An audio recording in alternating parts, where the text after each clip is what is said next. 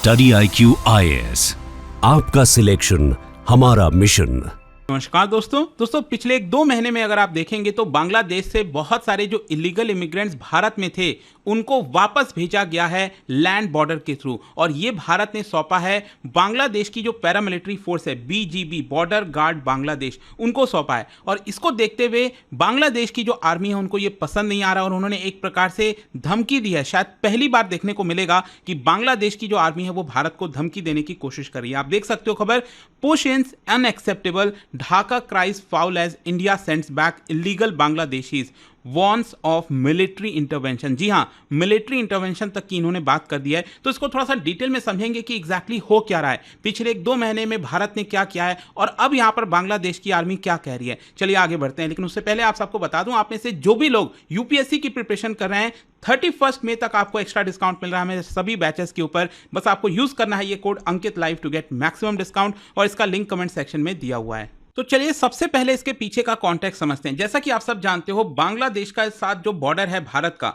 वो अगर आप देखेंगे तो 4000 किलोमीटर से भी ज्यादा है। मतलब किसी भी नेबरिंग कंट्री के साथ भारत का सबसे लंबा बॉर्डर आपको बांग्लादेश के साथ ही देखने को मिलेगा। तो यहां पर इसकी वजह से क्या हुआ है कि ये बॉर्डर काफी पोरस है। सोशियो इकोनॉमिक डिस्पैरिटीज की वजह से यहां पर बांग्लादेश से बहुत सारे जो माइग्रेंट्स हैं वो भारत की तरफ आते हैं, भारत में काम करना चाहते हैं, यहां पर रहना चाहते हैं। और इसकी वजह से अभी तक अगर आप देखेंगे तो बताया जाता है, ये अनऑफिशियल फिगर है, करीब 2 करोड़ से लेकर 6 करोड़ के बीच में कितने भी बांग्लादेशीज हो सकते हैं। जस्ट इमेजिन, ये कोई संख्या छोटी नहीं है। 2 करोड़ से 6 करोड़ तक की हम बात कर रहे हैं। और स्पेशली जो सिचुएशन है वो और ज्यादा खतरनाक है आसाम के अंदर, वेस्ट बंगाल के अंदर, त्रिपुरा हो गया, उड़ीसा हो गया, फिर इसके अलावा कुछ हिस्सों में, भारत के कुछ हिस्से में जैसे दिल्ली है आपका, नीचे कर्नाटका हो गया, कई हिस्से में जो बांग्लादेशीज हैं उनका प्रेजेंस आपको देखने को मिलेगा। और इसीलिए अगर आप देखेंगे तो यहां पर भारत सरकार अब चाहती है कि जितने भी बांग्लादेशीज हैं, अब देखो कितना पॉसिबल हो पाता है नहीं हो पाता है वो तो समय बताएगा,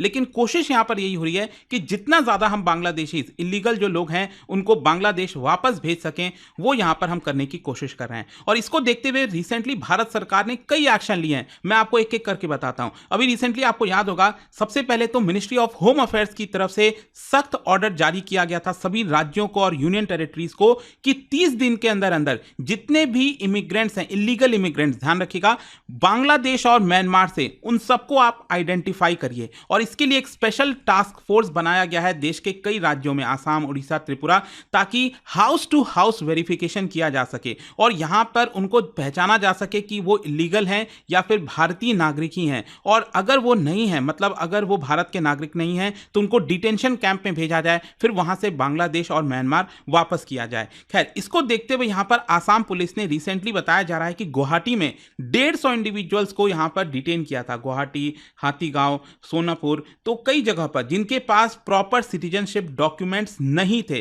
फिर इसके अलावा आपको यह भी बता दूं, भारत ने 2360 इंडिविजुअल्स जो बांग्लादेशीज हैं उनको एक्सपेडिशन के लिए बांग्लादेश सरकार को लेटर लिखा था, उनको भेजा था कि देखिए यहां पर आप इनका वेरिफिकेशन कर लीजिए, क्योंकि ये जितने भी सिटीजन हैं ये बांग्लादेश से आए हैं, ये भारतीय नागरिक नहीं हैं और आपको इनको वापस लेना पड़ेगा। और ये जितने भी इंडिविजुअल्स हैं, मैं आपको बता दूं 2360, इन्होंने बहुत सारा जेल टर्म भी काटा है और बाद में इनको डिटेंशन कैंप में भी रखा गया है। लेकिन कब तक हम इनको डिटेंशन कैंप में रखते रहेंगे? इनको वापस बांग्लादेश जाना ही होगा। यही नहीं, अभी रिसेंटली मैं आपको बता दूं 160 ऐसे अनडॉक्यूमेंटेड माइग्रेंट्स हैं बांग्लादेश से जो आए थे, इनको गाजियाबाद से जो हिंडन बेस है वहां पर इंडियन एयरफोर्स की जो हमारी प्लेन है उसके माध्यम से त्रिपुरा अगरतला भेजा गया। जो त्रिपुरा है यहाँ पर, जो कैपिटल है अगरतला, वहाँ पर भेजा गया और फिर वहाँ से इनको हैंडओवर कर दिया गया BGB को, जो बॉर्डर गार्ड बांग्लादेश है। ये मैं आपको बता रहा हूँ 25 मई को बताया जा रहा है कि जो फ्लाइट है वो लैंड की, और जिसमें कई बच्चे भी थे, महिलाएं भी थीं। तो इनको पिछले हफ्ते की बात है, इनको हैंडओवर कर दिया गया है, मतलब हमने इनको ऑलरेडी बांग्लादेश भेज दिया है। फिर इसके अलावा 500 से ज़्यादा माइग्रेंट्स ऐसे हैं, बताया जा रहा है कि अभी तक हमने इनको वापस भेजा है। तो अभी करंट सिचुएशन यह है कि 500 से ज़्यादा माइग्रेंट्स को हमने जो है बांग्लादेश को हैंडओवर कर दिया है, जिसमें से आप देख सकते हो 17 मई को 140 डॉक्यूमेंटेड माइग्रेंट्स राजस्थान से, इनको भी अगरतला भेजा गया था एयर इंडिया के प्लेन में और फिर वहां से बांग्लादेश भेजा गया। फिर इसके पहले 4 मई को भी बताया जा रहा है कि 2 एयर इंडिया प्लेन पर 300 अनडॉक्यूमेंटेड माइग्रेंट्स को, जिसमें 200 महिलाएं थे और बच्चे भी थे, इनको गुजरात से डिटेन किया गया था और इनको अगेन अगरतला भेजकर फिर वहां से बांग्लादेश लैंड बॉर्डर माध्यम से भेज दिया गया। तो आप समझ रहे हो कि छोटी छोटी संख्या में 100, 150, 200, 300 इस तरह से हम लगातार जो इलीगल इमिग्रेंट्स हैं उनको बांग्लादेश वापस भेज रहे हैं। और देखिए भारत की तरफ से पॉलिटिकल मैसेज भी दिया गया, जैसे अब आप देख ही रहे होंगे कि यहां पर जितने भी हम ट्रांसफर कर रहे हैं वो एक्चुअली अगरतला के थ्रू कर रहे हैं, जो कैपिटल है त्रिपुरा की, वहां पर हम भेजते हैं, फिर वहां से लैंड बॉर्डर के थ्रू बांग्लादेश भेज देते हैं। तो यहां पर त्रिपुरा की जो सीएम है मानिक साहा, उन्होंने पब्लिकली डिक्लेयर किया है कि illegal immigrants would be pushed back, हम उनको पुश बैक करेंगे।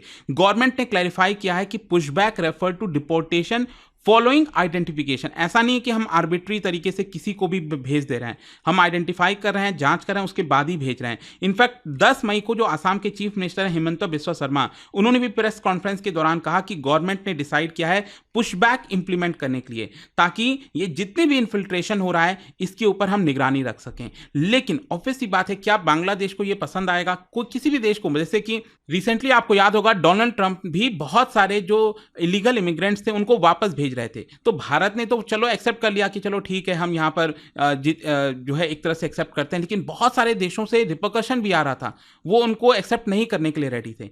तो यहां पर क्या है कि बांग्लादेश की जो आर्मी है उन्होंने डिसअप्रूवल दिया है। भारत जो डिपोर्टेशन प्रैक्टिस अपना रहा है अभी, उसको बांग्लादेश कह रहा है कि ये पुश इन है। देखो हमारे लिए तो क्या है, पुश बैक है, हम इनको वापस खदेड़ रहे हैं, बाहर खदेड़ रहे हैं। लेकिन पुश इन का मतलब क्या हुआ कि भारत धक्का दे रहा है और बांग्लादेश के अंदर जा रहे हैं, तो बांग्लादेश कह रहा है कि this is push in.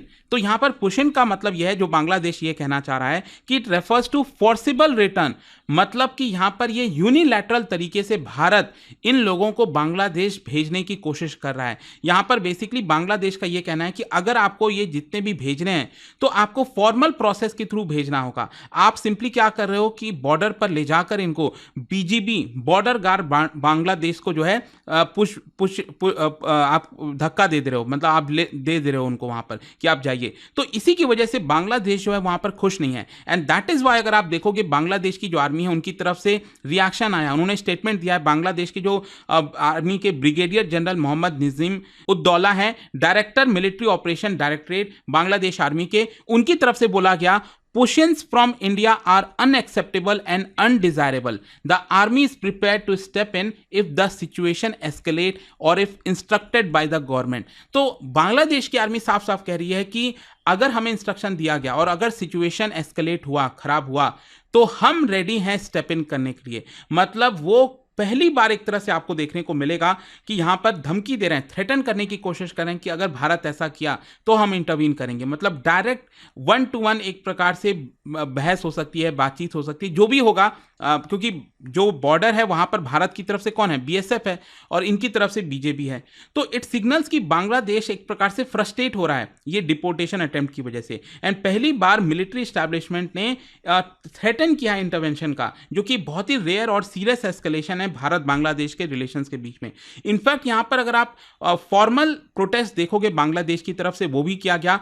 Dhaka में जो हमारे इंडियन हाई कमिश्नर है प्रणय वर्मा, उनको समन किया गया ढाका की फॉरेन मिनिस्ट्री के द्वारा, और उन्होंने डिप्लोमेटिक प्रोटेस्ट किया है कि भारत ऐसा क्यों कर रहा है। इनफैक्ट उन्होंने यहां पर दोनों देश के बीच में जो एग्रीमेंट है उसका भी हवाला दिया, कहा कि 1975 का joint Indo Bangla border guideline है, 2011 का कोऑर्डिनेटेड बॉर्डर मैनेजमेंट प्लान है, जिसमें यह कहा गया है कि दोनों देश को म्यूचुअल रेस्पेक्ट रखना चाहिए सॉवरेनिटी का। नो यूनिलैटरल डिपोर्टेशन, मतलब अगर आपको डिपोर्टेशन करना है तो हमारे साथ बातचीत करके करिए, आप ऐसे यूनिलैटरल तरीके से मत करिए।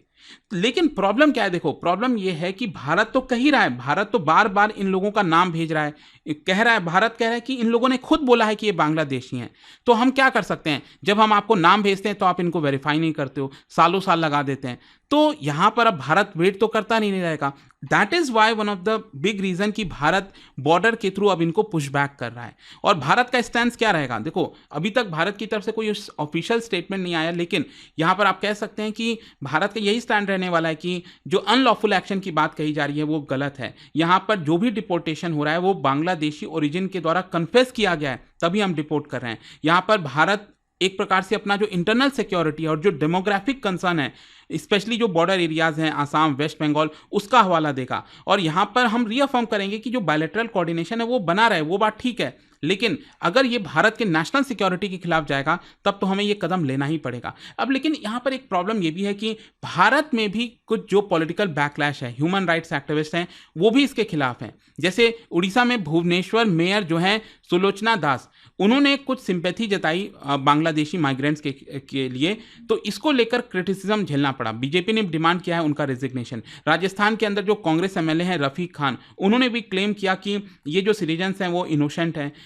उनका कहना है कि गलत तरीके से इनको डिटेन करके बांग्लादेशी बोला जा रहा है, रोहिंग्या बोला जा रहा है और इनको भेजा जा रहा है। जो कई सारे एक्टिविस्ट हैं, राइट ग्रुप्स कंसर्न है, उन्होंने भी कंसर्न जताया और कहा कि देखिए ये डिटेंशन आर्बिट्री है, मुस्लिम्स और बंगाली स्पीकिंग सिटीजन्स को हैरेस किया जा रहा है और लीगल रिप्रेजेंटेशन नहीं दिया जा रहा है उनको। और कई सारे जो माइग्रेंट्स हैं वो डॉक्यूमेंट्स नहीं है उनके पास प्रॉपर, इसी की वजह से सरकार ये हवाला देती है और इनको वापस जाने के लिए बोल देती है। तो ये पूरा मामला इस समय चल रहा है। बट आई होप कि ये जो भी अभी स्टेप लिया गया बांग्लादेश आर्मी की तरफ से बोला गया वो आपको समझ में आया होगा। और जाने से पहले एक इंटरेस्टिंग क्वेश्चन, क्या बता सकते हो which of the following initiatives is not directly associated with India's Indo Pacific strategy? कौन सा इनिशिएटिव डायरेक्टली एसोसिएटेड नहीं है भारत के इंडो पैसिफिक स्ट्रेटेजी से? इसका राइट आंसर आप सब जानते हैं, मेरे इंस्टाग्राम पर तो मिलेगा ही, वहां पर अगर आप नहीं, कोई बात नहीं, टेलीग्राम से ले सकते हैं इसका सही उत्तर। और जैसा कि आप सब जानते हो 31 मई तक आप एक्स्ट्रा डिस्काउंट के साथ हमारे किसी भी बैच में एनरोल कर सकते हो। बस आपको यूज करना है ये code Ankit live to get maximum discount. दोस्तों, चाहे आप यूपीएससी की तैयारी शुरू कर रहे हो या फिर प्लान बना रहे हो, मेरे पास है एक जबरदस्त अपॉर्चुनिटी, स्टडी आईक्यू का यूपीएससी फाउंडेशन कोर्स। सोचिए, एक ऐसा ऑल इन वन प्रोग्राम जहां मिलेगा आपको सॉलिड तैयारी, 1000+ आवर्स की लाइव क्लासेस टॉप एजुकेटर्स के साथ, personalised mentorship, hand written notes और पीआरपी एमआरपी जैसे फोकस्ड रिवीजन मॉड्यूल्स। स्कॉलरशिप भी हैं दोस्तों, प्रीलिम्स क्लियर करो, पूरा फीस रिफंड लो। हर मंथ टॉप परफॉर्मर्स को मिलेंगे 11,000 रुपीज के cash reward. Economically weaker students के लिए है उड़ान स्कॉलरशिप, ताकि पैसा कभी रुकावट ना बने। गोल्ड, प्लैटिनम या डायमंड, जो प्लान आपके लिए बेस्ट हो उसे चूज कीजिए। और सबसे खास बात, आपको गाइड करेंगे खुद x secretary Anil Swarup sir, जिन्होंने यूपीएससी सिस्टम को अंदर से देखा है। स्टडी आईक्यू पर भरोसा किया है 2 करोड़ से ज्यादा इंडियंस ने, और अब आपका नंबर है यूपीएससी फाउंडेशन कोर्स के साथ अपना आईएएस ड्रीम सच करने का। अब करना क्या है, बस स्टडी आईक्यू के ऐप पर जाइए या फिर कमेंट सेक्शन में दिए गए लिंक पर क्लिक करिए, यूपीएससी फाउंडेशन कोर्स ढूंढिए। बाय नाउ पर क्लिक करने के बाद डिस्काउंट कोड के सेक्शन में लिखिए ANKITLIVE अंकित लाइव और पाइए सबसे lowest price. Your IAS journey starts now. Study IQ IAS, आपका सिलेक्शन हमारा मिशन।